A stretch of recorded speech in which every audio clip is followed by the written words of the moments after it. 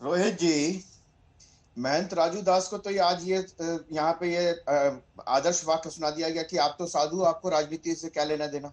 ये वो देश है जिसमें आचार्य चाणक्य से लेकर समर्थ गुरु रामदास तक सीधे सीधे राजनीति में हस्तक्षेप करते थे, राजनीति को सही मार्ग पर चलने की दिशा देते थे।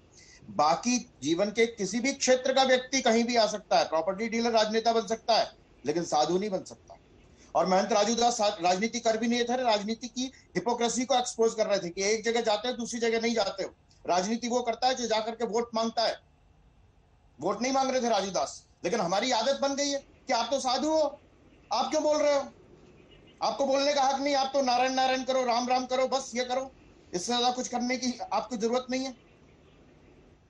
आत्मदाह क्या करके आत्मदाह कहने की कोशिश की गई। आपके संवाददाता ने बताया कि रात को जलाने की कोशिश की गई। और अर्चना जी यहाँ भाषा की बात कर रही है, जिनका भूतपूर्व अध्यक्ष प्रधानमंत्री को कहता है कि कायर है, मैं उसको ये कर दूंगा, उसको ये, मोदी को ये नहीं आता, मोदी को ये नहीं आता। 8,000 करोड़ का प्लेन लेने की बात करते हैं, जिसका ऑर्डर इनकी सरकार ने दिया था।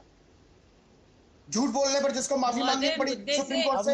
यहाँ पर ऐसी बात करते हैं, अवनी जैसी वो अलग मसला, ऐसी बात करते हैं। आपको पता है क्या? अवनी जैसी वो अलग मसला। इस समय मेरा सवाल ये था कि देवकी नंदन जी ने चिंता जताई, साधु संतों की सुरक्षा की जिम्मेदारी किसकी है?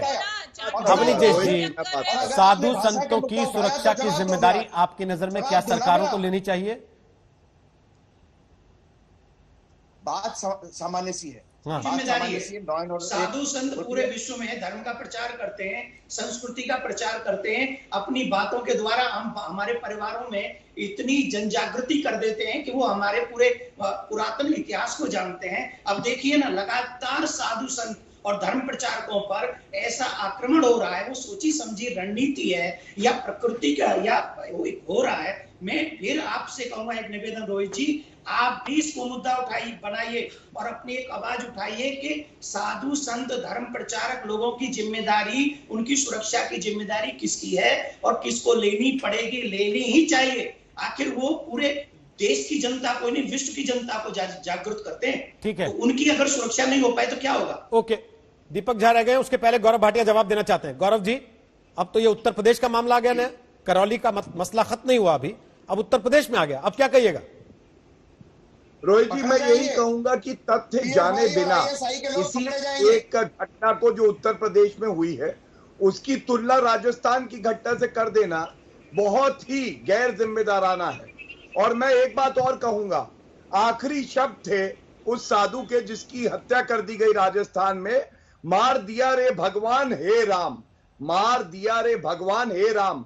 अगर यही किसी मौलवी को मारा गया होता और वो कहता ला इलाहा इल्लल्लाह, तो मैं आपको कह सकता हूं सारे के सारे राजनीतिक गिद्ध अभी आ रहे होते, ग्लिसरीन के आंसू बहा रहे होते, लोकतंत्र खतरे में आ जाता, खत्म हो जाता हमारा देश, केवल इसलिए कि ये कहते कि अल्पसंख्यक मारा गया है। इंसान की जान बराबर है, चाहे साधु हो चाहे मौलवी हो, और राजनीति नहीं होनी चाहिए, नहीं होनी चाहिए, चाहे उत्तर प्रदेश का मामला हो चाहे राजस्थान का। अब एक सेकंड, दीपक झा कुछ कहना चाहते हैं, उसके बाद राजू दास जी थक जाएंगे, तख्ती हटा लीजिए, उसके बाद अपनी बात रखिएगा।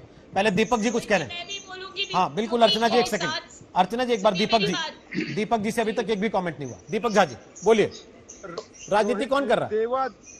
देखिए, देवाधीनम जगत सर्वम ते देवा मंत्राधीनम, देवताओं के अधीन पूरा जगत है, लेकिन वो मंत्र ब्राह्मणों के अधीन है, इसलिए ब्राह्मणों को, साधुओं को देवता कहा गया है पूरे हिंदुस्तान में, और साधुओं की इज्जत है। लेकिन गौरव भाटिया जिस तरीके से गिद्ध राजनीति की बात करते हैं, तो एक क्या गधे और कुत्ते की भाषा का यहाँ पे चैनल पे बैठ के आपके शो पे इस तरह अमर्यादित भाषा बोलते हैं, वो निंदनीय है, क्योंकि एक गिद्ध और कुत्ते हो सकते हैं।